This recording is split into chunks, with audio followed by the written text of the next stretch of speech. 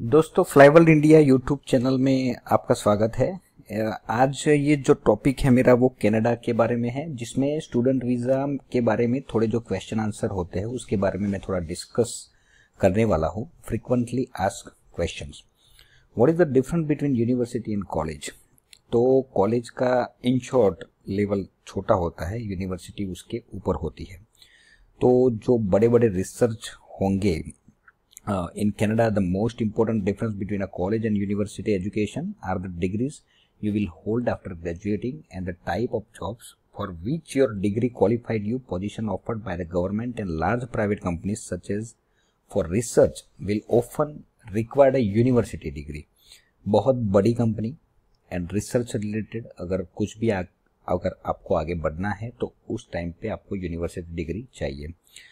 College diplomas and postgraduate certifications can place you in a position to compete for very good jobs in specialized field। अगर कुछ particular specialized field में अगर दोस्तों आपको आगे बढ़ना है तो at that time college degree is required। What are the advantages of applying under SPP? SPP Student Partnership Program। अभी ये एसपीपी के बेनिफिट्स क्या है, तो ये गवर्नमेंट ऑन्ड पब्लिक कॉलेज है। IELTS 6.0 with 5.5 required for visa, 5.5 से नीचे नहीं चलेगा। No need to show fund for visa, आपको फंड दिखाने की कोई ज़रूरत नहीं है। Guaranteed post study work visa, जिसको हम शॉर्ट में बोलते हैं PSW, तो वो गारंटीड आपको मिलना ही मिलना है। जो मिनिमम बजट है वो आपका 13 to 14 लाख होगा। कोऑप अपॉर्चुनिटीज़, अभी ये कोऑप अपॉर्चुनिटीज़ क्या है वो मैं आपको आगे एक्सप्लेन करता हूँ। Good placement opportunities after studies. What is the eligibility criteria for Canada? Undergraduate programme backlog should not exceed 2 to 3 for most of the colleges.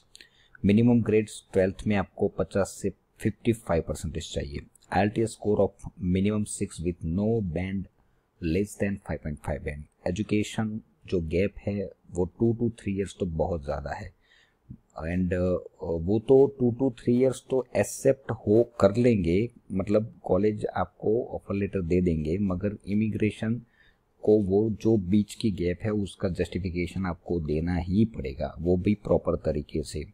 अगर दोस्तों आप पोस्ट ग्रेजुएट प्रोग्राम में backlog should not exceed 6 for most of the colleges. Bachelor जो degree है उसकी आपकी 50 to 55% compulsory है। IELTS score of minimum 6.5 with no band less than 6.0। Education gap should not exceed 5 years for SPP programme. And जो master है उसमें अगर आपको एप्लीकेशन करनी है तो bachelor should not exceed 3 to 4 for universities. Bachelors degree में आपकी 65% से लेकर 70% चाहिए। IELTS score minimum 6.5 with no band less than 6.0 band. Education gap 8 to 10 years आपकी चल सकती है फॉर MBA। मगर दोस्तों ये 8 to 10 years मतलब उसका क्या हुआ कि वो जो भी आपकी गैप है वो प्रॉपरली आपको जस्टिफाई करनी पड़ेगी। फिर ऐसा नहीं है कि भाई आपने बीच में कुछ काम ही नहीं किया है, 2-3 साल ऐसे ही कुछ काम नहीं किया है तो वो वीज़ा मिलने का चांस बहुत ही रेयर है।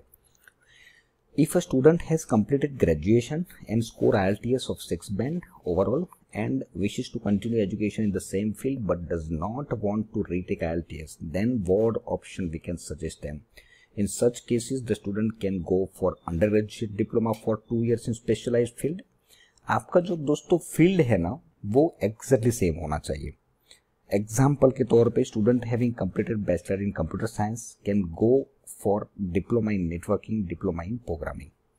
तो वो रिलेटेड कोर्स होना चाहिए, पूरा रिलेशन होना चाहिए पर्टिकुलर उस कोर्स और मतलब फील्ड के रिगार्डिंग।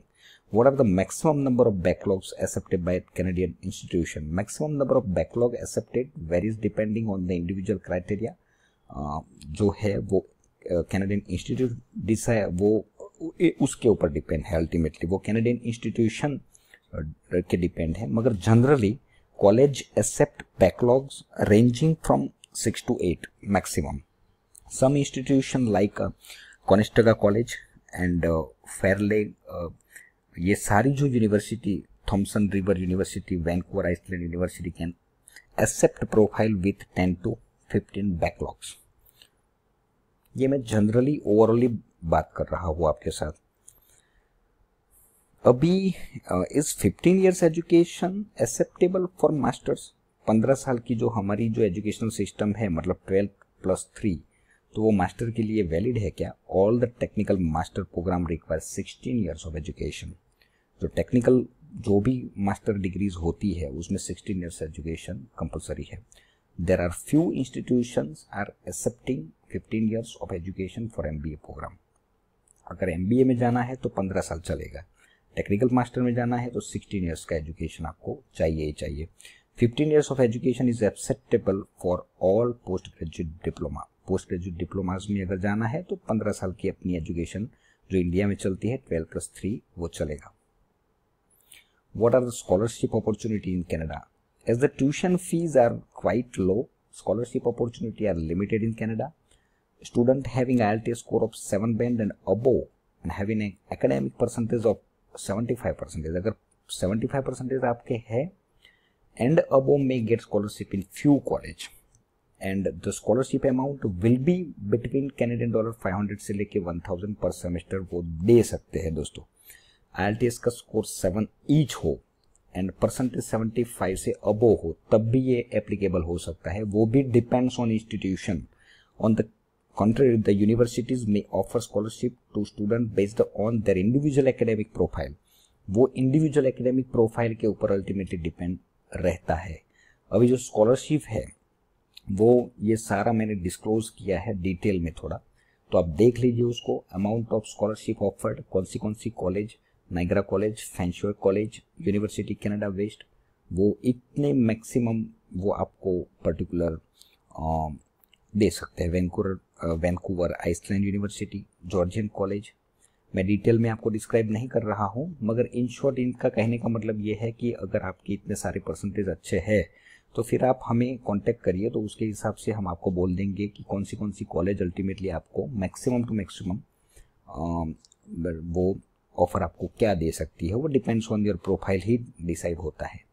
अब ये GRE, SET, ACT requirement is not a mandatory requirement for programs in Canada. However, GRE may be required by some high-ranked university for masters. अगर आप मास्टर में इंजीनियरिंग रिगार्डिंग अगर आप अप्लाई करते हो कोई भी डिग्री, तो GRE कंपलसरी होती है, वो इंडिविजुअल इंस्टीट्यूट डिसाइड करती है। Are there any institution accepting distance learning in Canada? Distance learning is acceptable in Canada by few institutions as listed below. Distance learning अगर इंडिया में आपने किया है तो इतनी सारी यूनिवर्सिटी एंड कॉलेज आपको एडमिशन दे देंगे। अब ये स्कूलिंग वीजा क्या है? Schooling in Canada, we have schooling option for students in Canada after grade 7। तो इंस्टीट्यूशन इन अवर रिप्रेजेंटेशन, हम जिसके हमारे साथ काम चल रहा है वो अलेक्जेंडर एकेडमी है, गोल्डन हिल्स हाई स्कूल है। ये स्कूलिंग वीज़ा के ऊपर मैं एक अलग से वीडियो बनाने वाला हूँ, उसमें पूरा डिटेल में मैं फिर आपको डिस्क्राइब करूँगा।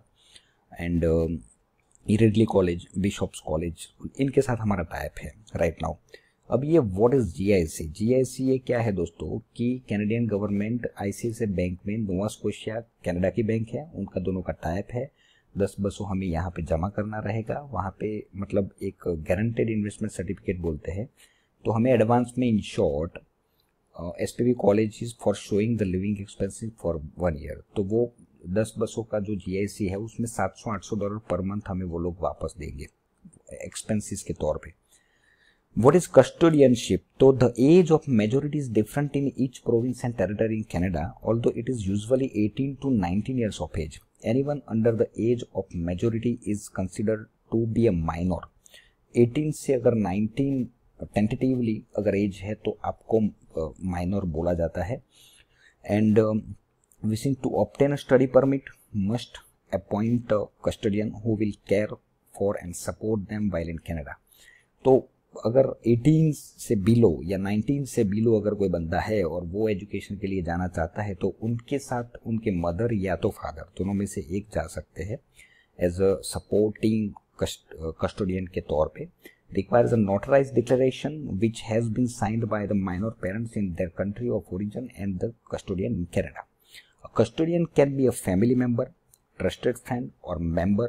उसका एक नोटरी करना पड़ेगा आपको. Members of the institution which the minor is attending.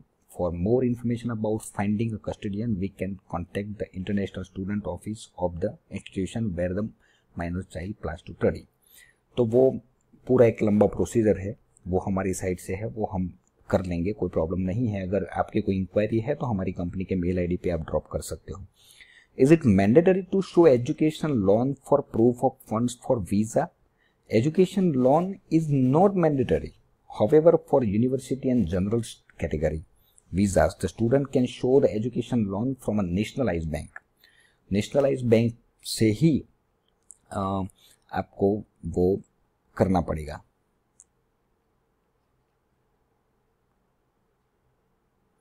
दोस्तों एक मैं दूसरा बोलना चाहूँगा, ये एजुकेशन लोन है ना, वो आप मत लो. अगर हो सके तो उसमें मत पड़ो, क्योंकि एजुकेशन लोन अगर लेंगे ना तो वीज़ा आने का चांस बहुत मतलब कम हो जाता है. क्योंकि वो लिक्विडिटी मतलब जितनी ज़्यादा प्रॉपरली आपकी फंडिंग की सोर्सिंग प्रॉपरली जस्टिफाई करेंगे ना तो वो थोड़ा इजी हो जाता है. लोन के चक्कर में वीज़ा निकलना थोड़ा डिफिकल्ट हो जाता है. Is there any interview system in Canada to get visa like other countries? There is no visa interview required for Canada visa, but once the immigration officer has reviewed the application, that decides if the interview is required. If yes, तो वो interview ले सकते हैं. Normally तो interview direct applicable नहीं है. Do we require notarise document for application process visa? Notarized documents are required by most of the Canadian college. Also, to prove the authenticity of the document, student should always provide notarized document. सारे चाहिए notarized document. However, before accepting any documents from the student, one should always check the original document to avoid any chances of getting fake documents. Fake document बहुत ही आ रहे हैं तो उसकी वजह से ये थोड़ा प्रॉब्लम है, तो वो चाहिए ही चाहिए. What is the difference between co-op and internship? Co-operative educational programs, commonly referred to as a co-ops, and internship both provide students with the opportunity to gain work experience in their career field. Co-ops provide students with a more in-depth and extensive work experience, which can give students an edge over their peers. Students who participate in co-ops stop taking classes to work full-time. Co-ops are typically paid and last anywhere from 3 to 12 months. In short, वो जो cooperative educational जो programme होते हैं ना, उसमें 3 month से लेके 12 महीने तक, मतलब जो पूरा कोर्स होता है उसमें लास्ट में 3 मंथ से 12 महीने तक का वो पेड इंटर्नशिप एप्लीकेबल होता है. एंड जो इंटर्नशिप कैन बी पेड और unpaid, shorter and done in the summer when student are out of school. तो वो कोऑपरेशन एजुकेशन प्रोग्राम, एंड ये दोनों का आपको मतलब समझ में आ गया होगा. एंड मतलब what is the difference between co-op and internship? Internship होती है वो समर में होती है, समर प्रोग्राम में होती है, और कोऑप होती है तो पूरे जो कोर्स होता है उसमें लास्ट में 3 to 12 मंथ में होता है. What is the difference between S1 and SW visa? S1 is complete study visa, S1 is study only visa. SW1 is study and work visa, जो कोऑप प्रोग्राम में applicable होता है. तो जब आपका जो स्टैंपिंग होगा ना, वो अगर कोऑप प्रोग्राम में आपने किया है एप्लीकेशन, तो उसका SW1 कैटेगरी अलग से उसका सिक्का लगेगा, जो आपका स्टैंपिंग होगा उसमें वो क्लैरिफाई होता है matter. Who all can sponsor student for Canada visa? Student parents can ideally sponsor them for visa. Apart from them, the sponsors can be the student themselves, sibling, paternal grand parents and maternal grand parents. Third party sponsorship, जो अगर आप third party sponsorship दोस्तों करते हो ना, तो वो 30% से ज़्यादा नहीं होने चाहिए. और पैटर्नल ग्रैंड पेरेंट्स मतलब मदर फादर के जो मतलब आप जो स्टूडेंट है उनके पापा के दादा दादी और मम्मी के दादा दादी, पैटर्नल एंड मैटरनल उसको बोला जाता है. दोस्तों थैंक यू वेरी मच. ये मैंने जितने भी नॉर्मली जो क्वेश्चन आंसर होते हैं उसका मैंने डिटेल में आपको एक्सप्लेन किया है. अगर ये मेरा वीडियो आपको पसंद आए तो उसको शेयर करिए मैक्सिमम, और मेरी जो चैनल है उसको सब्सक्राइब करिए.